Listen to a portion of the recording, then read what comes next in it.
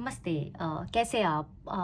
सबसे पहले तो सॉरी और फिर थैंक यू। सॉरी इसलिए वीडियो बनाने में काफ़ी टाइम लग जाता है मुझे आजकल, और थैंक यू इसलिए कि आप लोगों ने मुझे डीएम करके पुश किया है कि प्लीज़ वीडियो बनाइए। तो एक बहुत ही इंटरेस्टिंग टॉपिक पे आज हम एक वीडियो बनाने वाले हैं कि कैसे जानेंगे कि हमारा स्पाउस, उसका नेचर क्या है, उसका प्रोफेशन क्या है। तो basically this video is going to help both set of audience, उन लोगों के लिए भी जिनकी शादी हो गई है, आप लोग कितना रिलेट कर पा रहे हैं मुझे कमेंट करके बताइएगा, और जिनकी शादी होने वाली है उनके लिए भी, क्योंकि आपको समझ में आएगा कि आपका वुड बी स्पाउस, उसके पोटेंशियल कैरेक्टरिस्टिक्स क्या होने वाले हैं। और लेकिन इस वीडियो के पीछे एक ही छोटी सी कंडीशन है कि आप लोगों को मुझे कमेंट करके बताना होगा कि क्या आप इन चीज़ों से अलाइन कर पा रहे हैं या नहीं, तभी मैं आगे वाली वीडियोस बनाऊंगी। ठीक है, क्योंकि मुझे रिस्पॉन्स चाहिए आप लोगों का। ठीक है, और इस वीडियो को मैं ब्रेक करके बनाऊंगी क्योंकि ये बहुत एक बड़ा कॉन्सेप्ट है। The concept is little intricate and little complicated, so I am going to break this video into different parts and I'm gonna put in front of you. अच्छा, सबसे पहले आपको कुछ चीज़ें समझनी पड़ेगी before I delve into this video. एक तो आपको एस्ट्रोसेज सॉफ्टवेयर सबको पता है, मैंने एक वीडियो भी बनाई है कि कैसे आप सॉफ्टवेयर के थ्रू अपनी कुंडली क्रिएट कर सकते हैं। तो आपको अपनी कुंडली क्रिएट करनी पड़ेगी, उस पर प्लैनेट करके एक पेज होता है, उस पर जाके आपको ये देखना पड़ेगा कि आपका सबसे लोएस्ट डिग्री का प्लैनेट कौन सा है।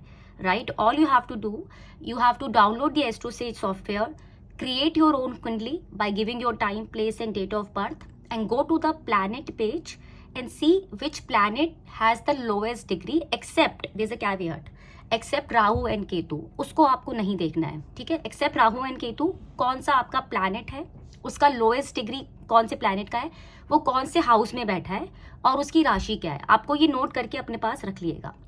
आज हम समझने वाले, अगर आपका लोएस्ट डिग्री का प्लैनेट 1 से लेके 4th हाउस पे बैठेगा तो उसकी कैरेक्टरिस्टिक्स क्या होगी आपके स्पाउस की, उसका नेचर कैसा होगा, उसका आउटलुक कैसा होगा, वो कैसा दिखता होगा, आज हम सबके बारे में डिस्कस करने वाले हैं। ठीक है, तो सबसे पहले लोएस्ट डिग्री का प्लैनेट अगर आपके 1st हाउस में बैठता है, चाहे वो कोई सा भी हो, आज मैं उस पर नहीं डिस्कस कर रही कि वो मार्स है, चाहे मर्करी है या वीनस है, उसके लिए रिजल्ट्स विल डेफिनेटली डिफर। ठीक है, लेकिन अगर आपके लोएस्ट डिग्री का प्लैनेट 1st हाउस में बैठेगा तो that defines that your spouse is independent, क्योंकि 1st हाउस क्या होता है, it's you, is your personality. Okay, it defines your nature. तो आउटलुक काफ़ी उसका पॉजिटिव होगा, इंडिपेंडेंट होगा, एक्सक्लूसिविटी में बिलीव करता होगा। The spouse is going to be very thoughtful and expressive, he doesn't like taking favour, वो जो भी होगा सेल्फ मेड पर्सन होगा, अपने he has all the potential. Basically you will find, after marrying to such a person, that your confidence will also grow. You will get a sense of motivation from your spouse to grow in your career, in your life. So basically it's a very good combination. If you marry to such a person, you will find that after marriage both of you will grow both in career. आप लोग अलग अलग experiences मिलके लेने वाले हो life के अंदर साथ। ठीक है, तो आपको कभी ऐसा फील नहीं होगा शादी करके कि this person is basically becoming a blocker और it's adding hiccups to my life. Rather आपका मोटिवेशन, आपका सेल्फ कॉन्फिडेंस सब ग्रो होने वाला है। ठीक है, अब यहाँ पर कौन सा प्लैनेट है उस पर भी चीज़ें डेफिनेटली डिफर करेगी। कि मार्स बैठेगा तो आपका जो स्पाउस है बहुत ही एनर्जेटिक होने वाला है, full of rage and vigour. ठीक है, शनि होगा तो थोड़ा सा स्लो हो सकता है आपका प्लैनेट लाइफ में, डिसिप्लिन वाला हो सकता है, चीज़ों को लेके बहुत ही जजमेंटल हो सकता है। तो वो मैं आज डिस्कस नहीं कर रही हूँ, तो उसकी वजह से प्रिडिक्शंस थोड़ी वेरी हो सकती है। बट आज हम बात कर रहे हैं सिर्फ अगर आपका लोएस्ट डिग्री का प्लैनेट 1st हाउस में होगा तो उसकी क्या आपको कैरेक्टरिस्टिक्स होगी आपके स्पाउस की। अच्छा, अगर आपका लोएस्ट डिग्री का प्लैनेट 2nd हाउस में चला जाता है, अब बहुत ही लॉजिकली आपको समझना पड़ेगा, 2nd हाउस क्योंकि आपकी फैमिली का होता है, आपके पैसों का होता है, तो आपका स्पाउस बहुत ही मनी ओरिएंटेड होगा। ठीक है, हमेशा फाइनेंशियल प्लानिंग पे फोकस करता होगा कि नहीं, मुझे अपनी फैमिली के लिए उसको सारे कॉम्फर्ट्स देने हैं। I need to provide all the comforts to my family, even if I am not there in the future by then my family should be protected and should be secured. तो वो आज से ही ना आप उसके लिए सारी सेविंग्स, मनी एक्यूमुलेट करना शुरू कर देगा। तो it's a good combination. Your husband would be will be focus both on the money management side, and also he'll be focused a lot on his family to make his family secure. The family should get all the comforts. तो ये अच्छा position है।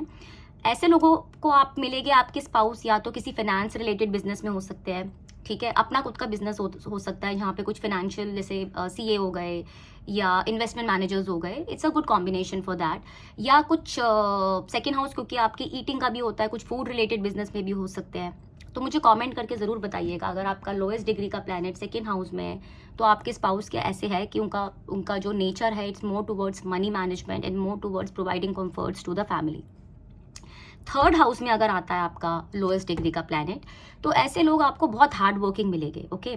तो your spouse is will be very courageous, will be very hard working towards his profession. Short term travels का उसको शौक भी होगा, छोटे छोटे ट्रिप्स मारते रहो, ठीक है। मेहनती होगा, as I said, very very hard working. किस तरह के बिजनेस में हो सकता है? कम्युनिकेशन के बिजनेस में हो सकते हैं, social media, vlogging, journalism, writing के बिजनेस में हो सकते हैं, क्योंकि third house is your communication, third house is your online, तो हो सकता है जर्नलिज्म हो, क्रिएटिविटी का भी हाउस होता है ये, कुछ ट्रैवल रिलेटेड बिजनेस में भी हो सकते हैं। सो थर्ड हाउस उन सब चीज़ों को रिप्रेजेंट करता है। तो मुझे आपको बताना है कमेंट करके बताना है कि क्या ऐसा है आपके स्पाउस, अगर आपका लोएस्ट डिग्री का planet again except Rahu Ketu अगर आपके थर्ड हाउस में है, तो क्या आपके पार्टनर बहुत ही हार्ड वर्किंग है, बहुत करेजियस है, चीज़ों को लेके घबराते नहीं ऐसे लोग।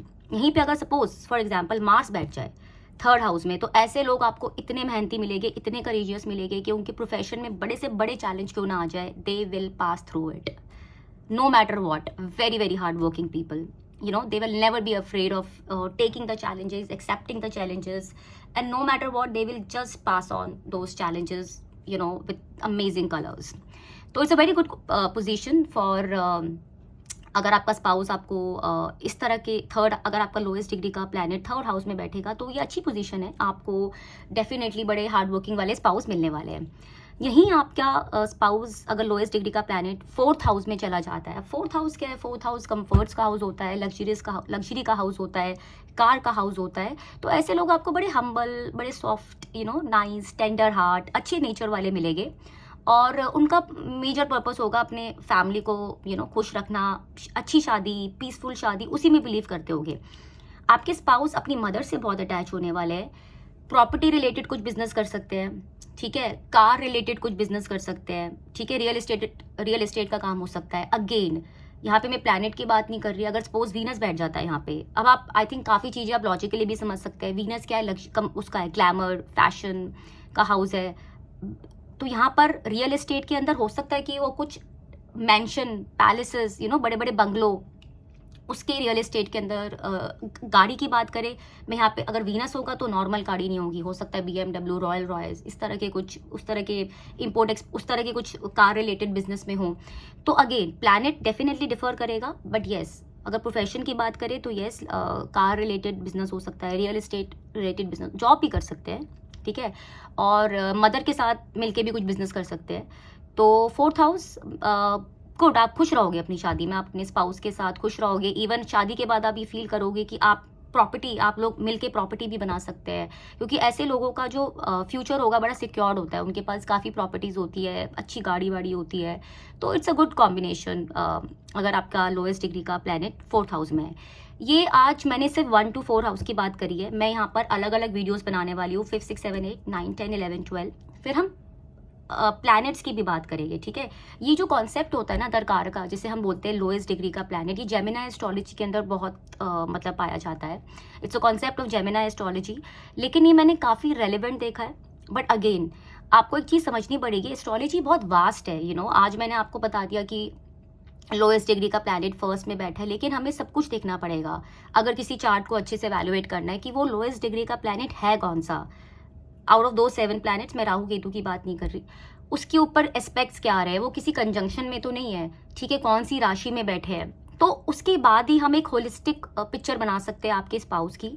बट ये बहुत जेनरिक इंटरप्रिटेशन होती है, मैं इसलिए बार बार बोलती हूँ क्योंकि मुझे काफ़ी लोग DM करके फिर पूछे कि मैम हमारा फर्स्ट हाउस के अंदर तो हमारा लोएस्ट डिग्री का प्लैनेट फर्स्ट हाउस में, लेकिन मेरा स्पाउस तो बहुत ही लाइफ में स्लो है, ठीक है, सेल्फ मेड नहीं है, डिपेंडेंट रहता है मेरे पे। तो गाइज बहुत सारे फैक्टर्स जो होते हैं वो उस पर आ जाते हैं।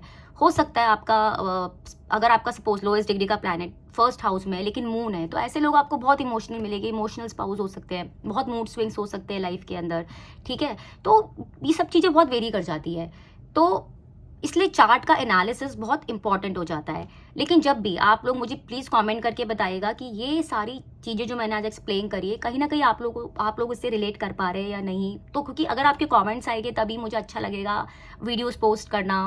मैंने हमेशा बोला ये चैनल को आप एक इंटरैक्टिव चैनल बना के रखिए कि कमेंट्स दीजिए, मैं रिस्पॉन्स करूँ।